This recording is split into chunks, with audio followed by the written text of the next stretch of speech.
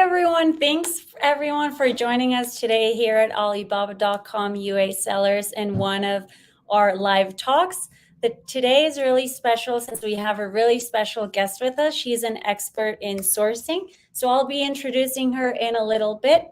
But first, I want to invite everyone to follow us on Alibaba.com USA Sellers so you can stay up to date on all the events that are happening and all our webinars. We have really interesting ones coming next week about IP, and also we're going to have our big event Co-Create in Vegas this year. So make sure to check it out and stay tuned to all the events that we're having. And first of all, I want to start this live talk talking a little bit about Alibaba.com. As probably many of you know, Alibaba.com is a leading marketplace, a leading B2B platform worldwide. So we have over 4 million buyers and we have over 200,000 suppliers all over the world. So if you're looking for a platform where you can find buyers worldwide, this is a platform for you. Most of our buyer base is in the US. And this is why our talk today is called Mastering US Buyer Expectations. Like I said in the beginning, we have a really special guest today with us, and let's invite her in. Her name is Julia. Probably a lot of you know her. And she'll be speaking a little bit of what she does. And she'll give us a brief introduction of herself. Hi, Julia. Thank you so much for being with us today. I don't know if you want to share a little bit of background of yourself and a little bit of what is Zignify.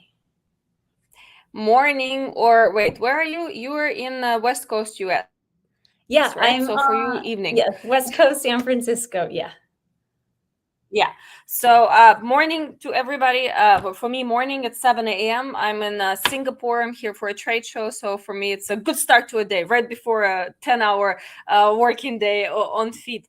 So thank you. And let's get right down to business because we don't have so much time. And when it comes to sourcing, there's always so much to cover, right? Alibaba.com made a business out of actually, sourcing and providing manufacturers. So obviously it's a huge topic to cover. To share, can I share my screen? I have some information there. Because some of the people might want to take photos later on of the slides of the information that I provide. Is that okay? Yeah, sure, definitely. Yeah. Go ahead. From me computer.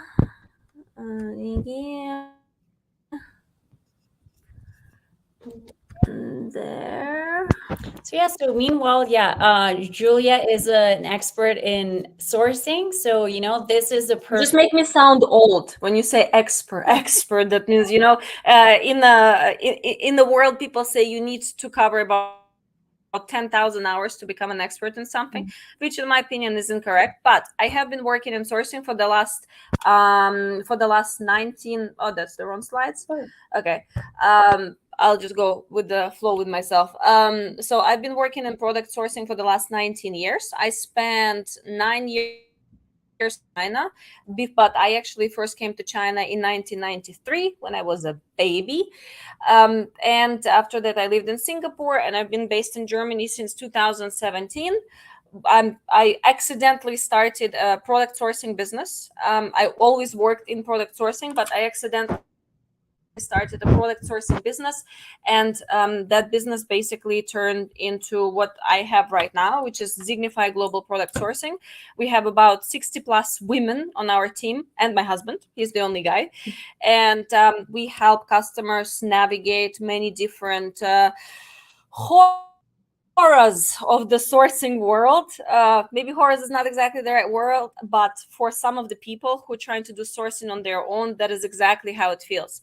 I know this because not only I have a sourcing company, but I also have 2 brands, right? One of the brands I actually source from China, or we source from China and India and Germany, and the second brand is all made in Germany. So from our side, we deal with not only Alibaba, but with the whole world on daily basis. And sourcing is an extremely hard topic, and I even once gave a 3-hour webinar to Brandon Jan's group, and he will be one of your speakers, I think, at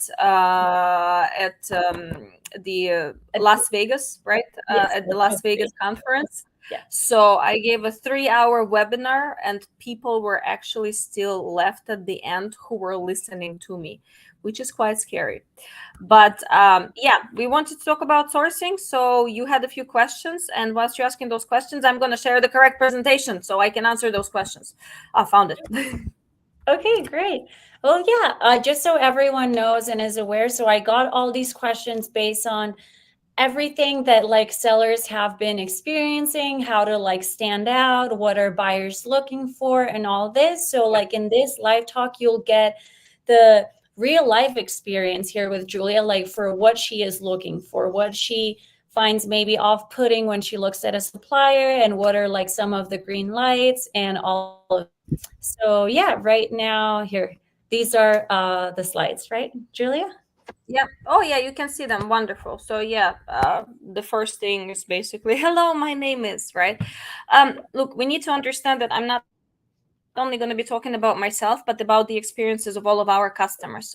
First things first, we have a lot of friends who are business owners from big to small. And secondly, we have a lot of customers, right? On monthly basis, it's hundreds of different people.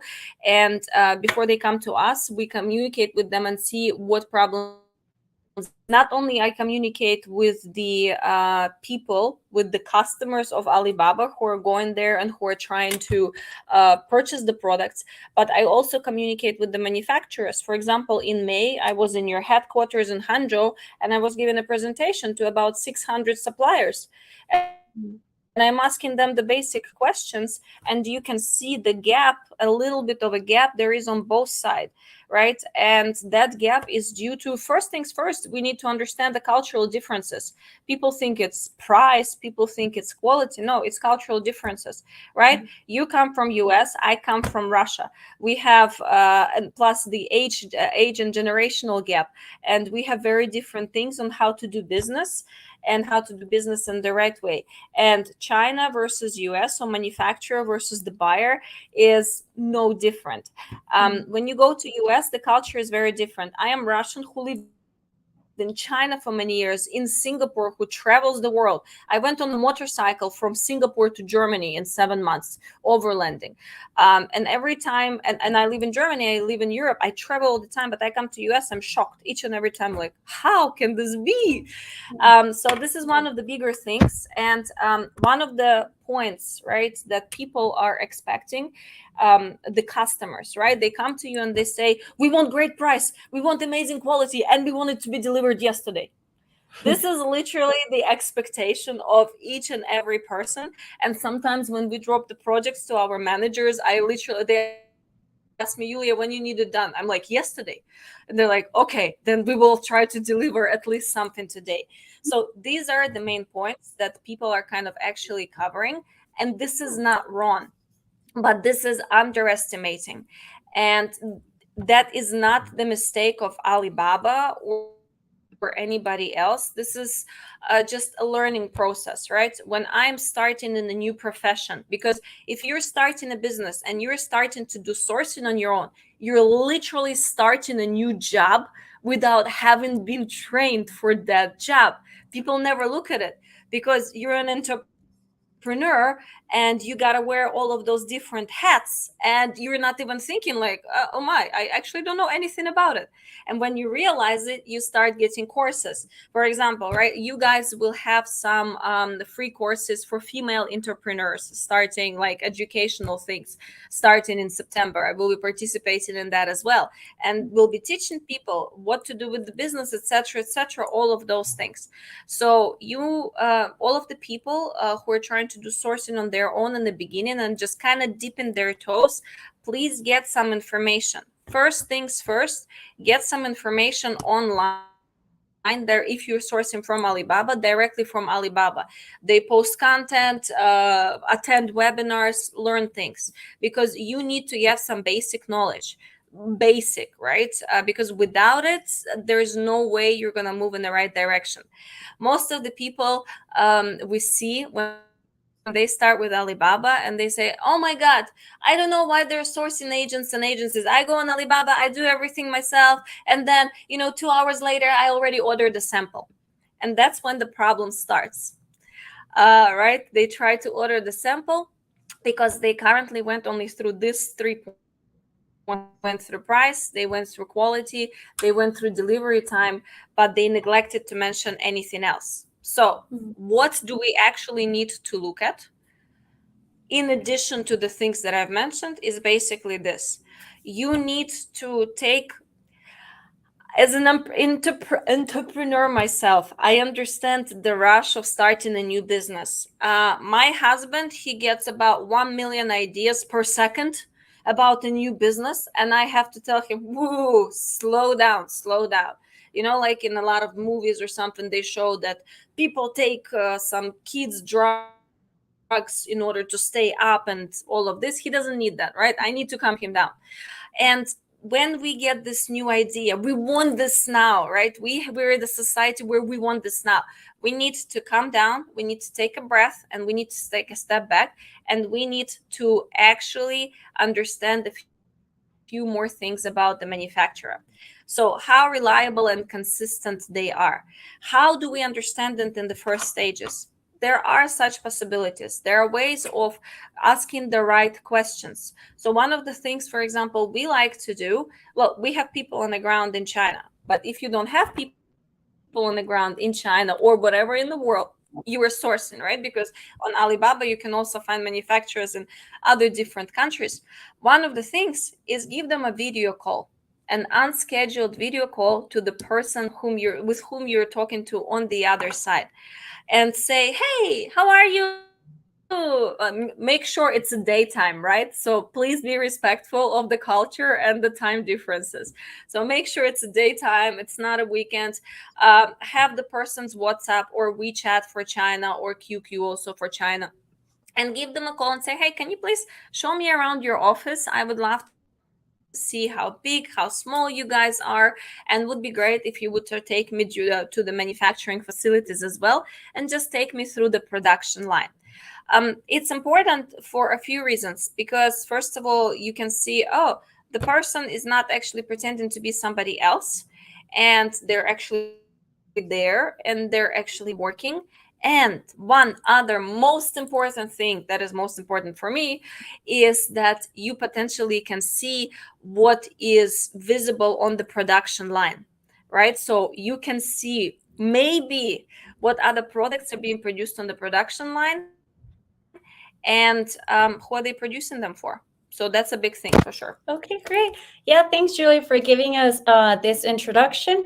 Yeah, so this is something also that USA sellers can use to their advantage, right, Julia? In order like to build trust with all their buyers, they can showcase these things. They have to, yeah, be respectful of where their buyer is at, and yeah, just like take to consideration all these things that come into place, right, when they're sourcing from you. And okay, well, let's go ahead and get started a little bit into the subject. So the first question, Julia, that we get a lot is based on your experience that you have with buyers, what key qualities do they prioritize when they're selecting a supplier? Because today it's a lot of USA suppliers wanting to see like how they can stand out. So yeah, from your perspective, since you're the expert source, the sourcing person, what is it, yeah, the key qualities that you look at suppliers and you're like, okay, like this is a supplier that I might do business with? What are one of those few? Okay. Respond to your emails, respond to your phone calls in timely manner, not a few days after. So my rule is, if the manufacturer hasn't responded within the 24 hours, they're being downgraded. Right. So if you're a US supplier, for example, and you're trying to compete with a supplier who's located in China, you need to be fast. In the European world, not European, that's wrong. In the Western world, we have this premise of life-work balance, and at the same time, we're overworked as well. Chinese, they want money, so you need to have the hunger for the business. And in the beginning stages, if in that business there is nobody else to monitor you, it, then you need to work 24/7, because when you have a customer inquiry come in, you need to make sure it is responded to as soon as possible. This is the first gate, right? Extremely fast response, under 24 hours, and it needs to be personalized. On a lot of occasions, you're like, oh, blah blah blah, please fill in this form, then we will send you to the correct person. It's like when you're calling the bank and you're ting ting ting ting. You need to have a more personalized approach. People like to talk to people. As much as AI is moving forward, people want to talk to people, because we always come up with some questions that can't be answered by a computer. So have availability and be sure that you can be contacted in many different means and ways. Imagine if you're a factory, your customers are coming from across the globe. For example, you're a factory in the United States.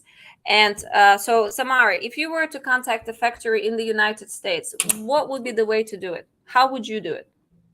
I would pick up the phone, yeah, and call them.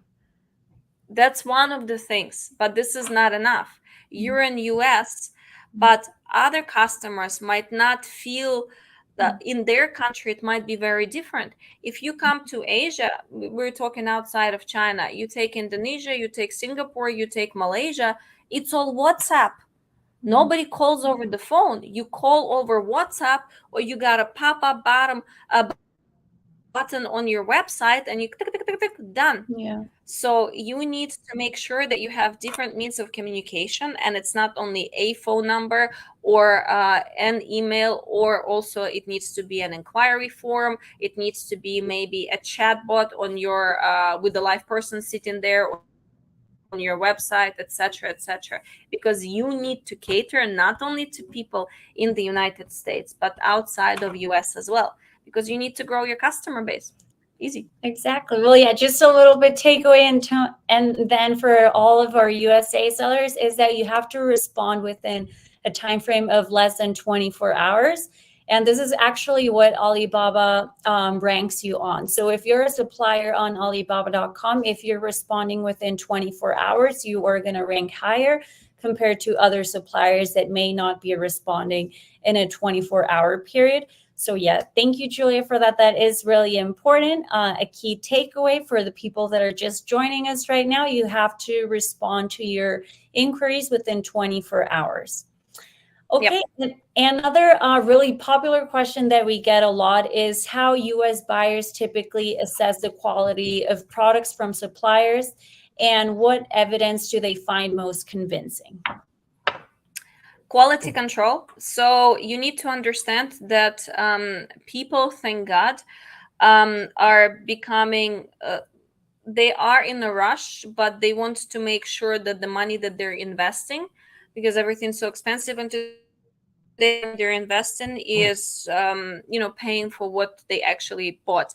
So quality control, for sure. Samples, first thing, samples.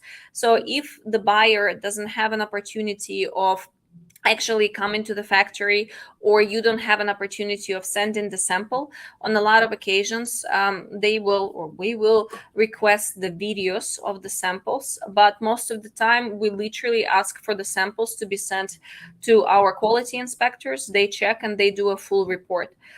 We do not allow any of our customers to place any order for mass production until the golden sample, right? It's called the golden, or maybe in some other places can be called in a different way, but until the sample is confirmed, and then the mass production is done in accordance to that sample.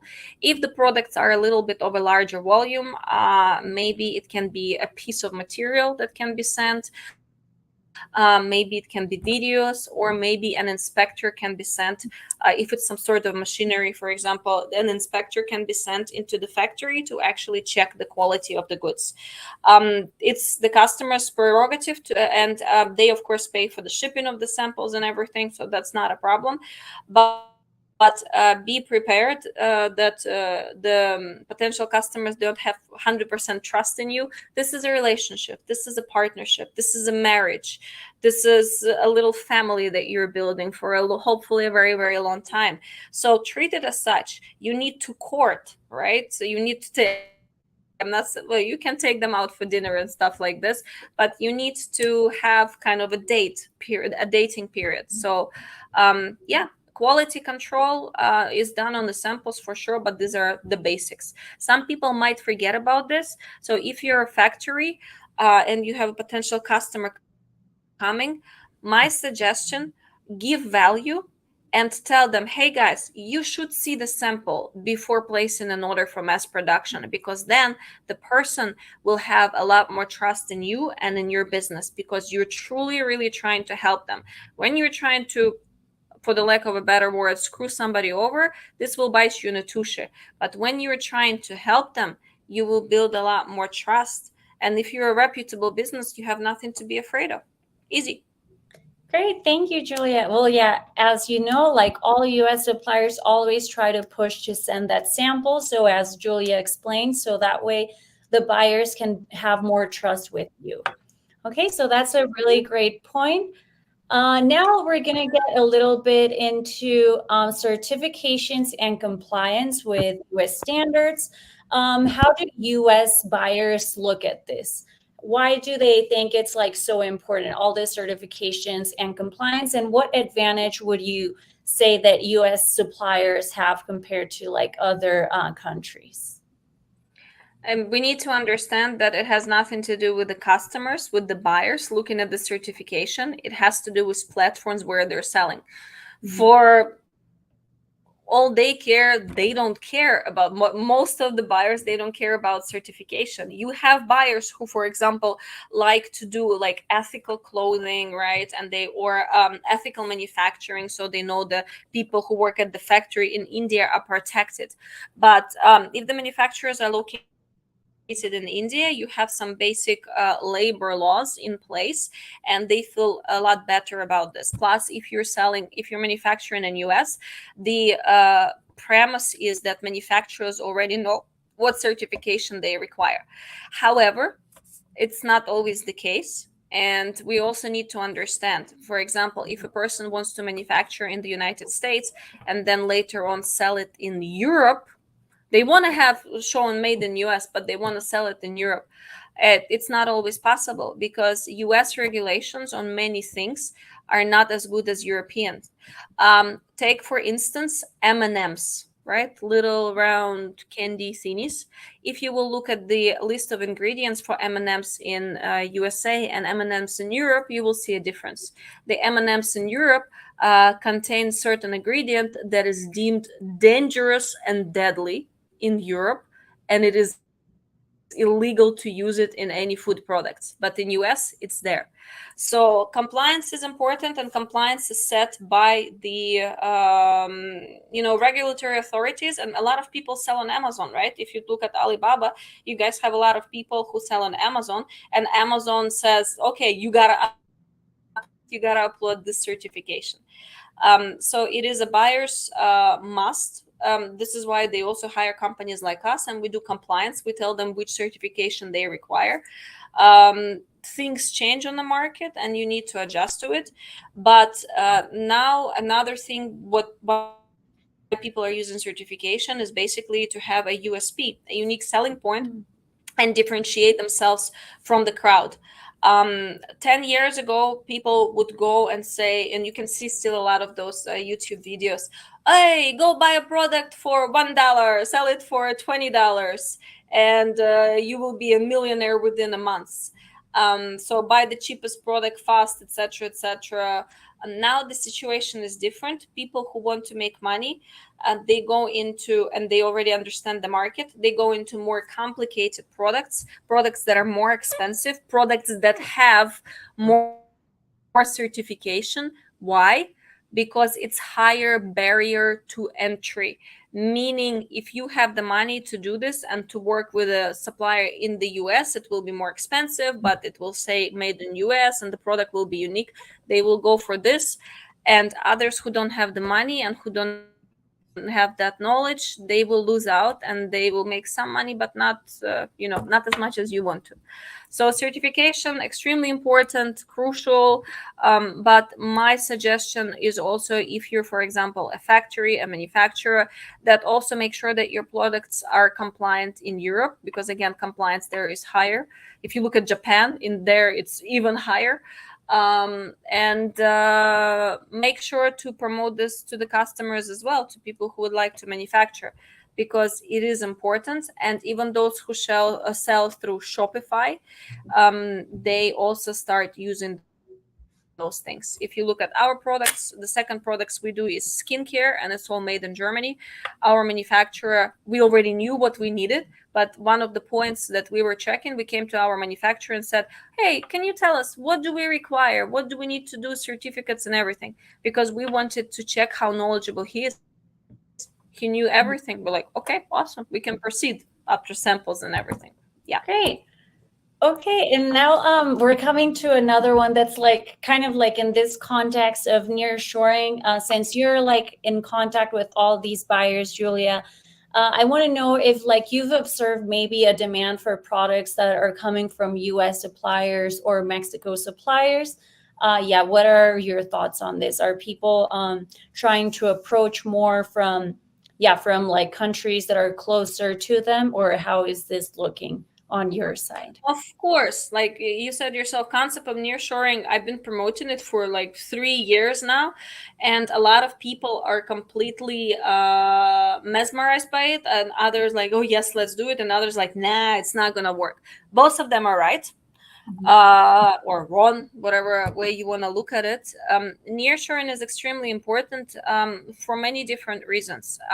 In current political landscape, in current economical landscape. However, you need to understand that wishful thinking is not only always realistic, as much as people want to make America great again. It doesn't mean it's going to happen like this, right? I remember when I used to live in China, or even now with some Chinese people that I talk to, they're like, "Oh, I wish there was a pill. I take the pill and I can speak perfect English." So it's not gonna happen with manufacturing either. Manufacturing is a process. It's a development process. So if your industry was lacking for the last 10 to 20 years, if you didn't have the machinery, if you did not train the people, if you didn't do it, you can't start doing it within months or two or even a year. So yes, there is a lot more demand, but on what people can deliver within US, is still limited. It's growing, it's getting better, but honestly, if there was government support and government subsidies, like governments in other countries are doing, for example, Indonesian government is pumping a lot of money into the manufacturing sector, so they can develop, attend trade shows, exhibit, and things like this. But if we take, for example, US versus Mexico, US has, of course, it's easier to work with the US suppliers in comparison to the ones located in Mexico. First things first, language barrier, of course, if you're speaking English. Secondly, the efficiency and effectiveness of the manufacturing and supply chain processes themselves.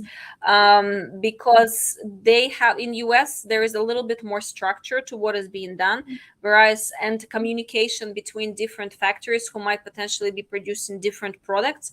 Whereas in Mexico, it's a little bit harder to build that supply chain, and communication is slower, and getting things out of them is slower. So do we produce a lot in US and Mexico for our customers?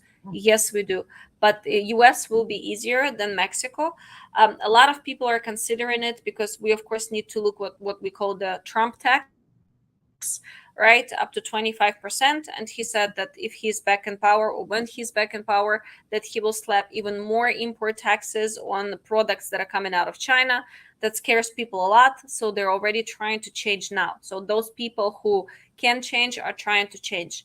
The question is, I think the question, the easiest question to ask from your side is, if I'm a manufacturer in US, do you think that the demand for locally produced products will increase? The simple answer is yes.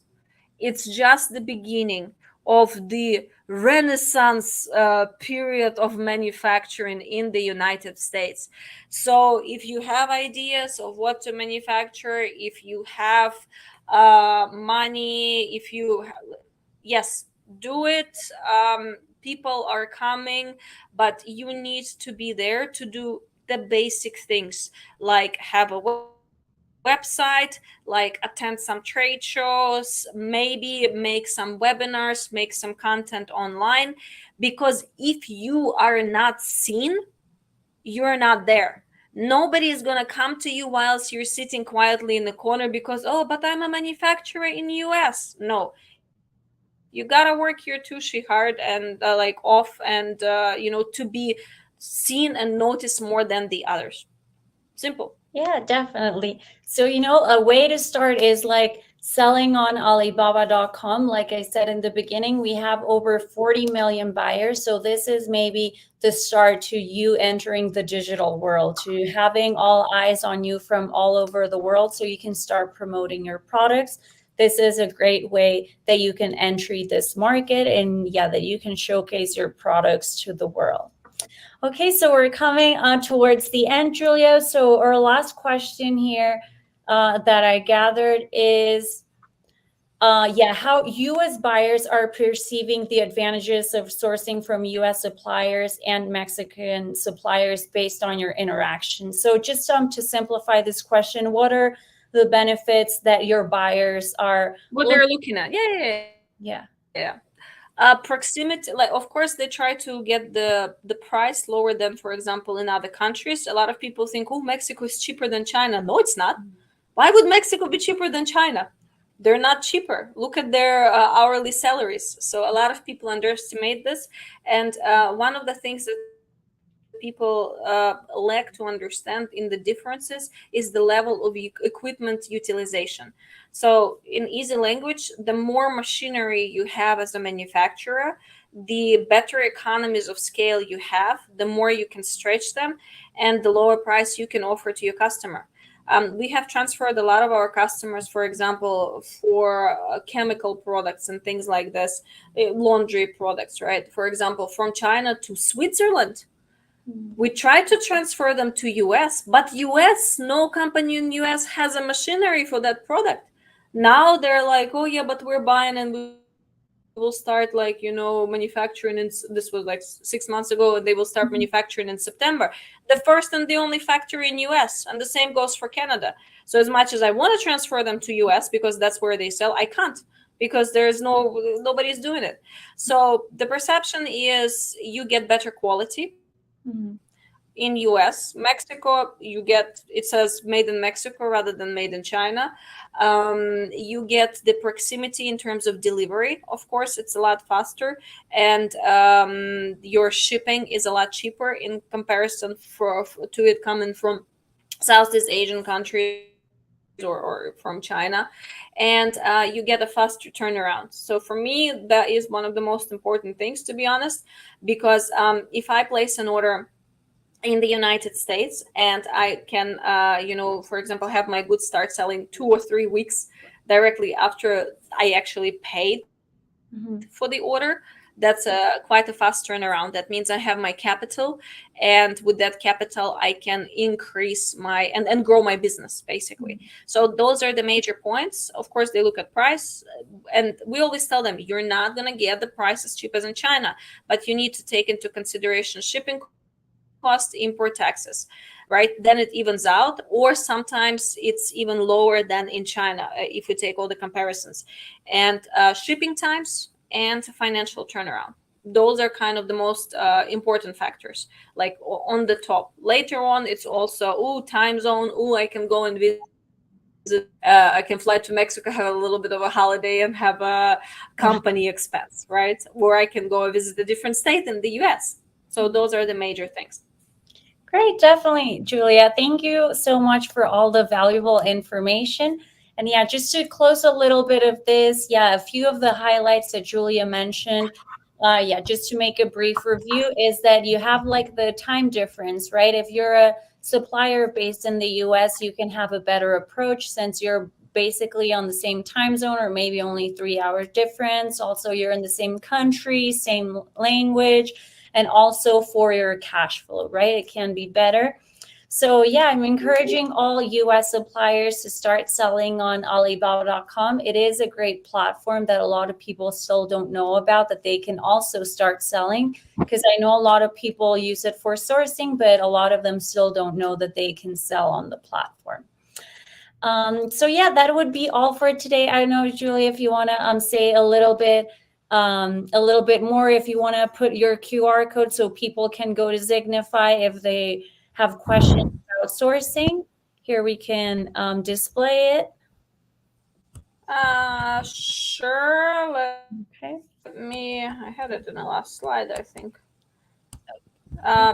There. Yeah. One of the things you mentioned, the time zone, and that is the correct thing to mention.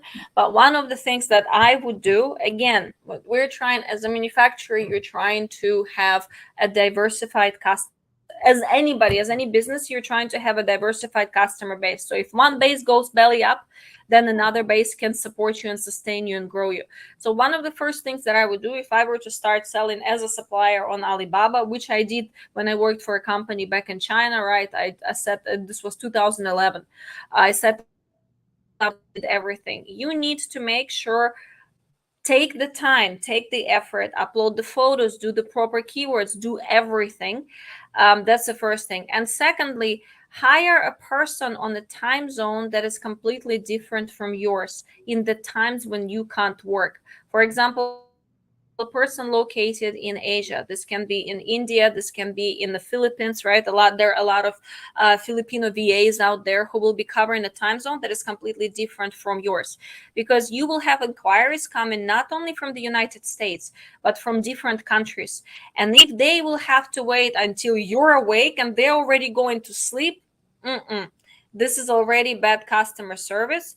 And this little tip can really get you ahead, because when people see that you're responding within a few hours, this is the biggest thing always with the US manufacturers we have to chase them for a response. I'm like, dude, I'm bringing you business.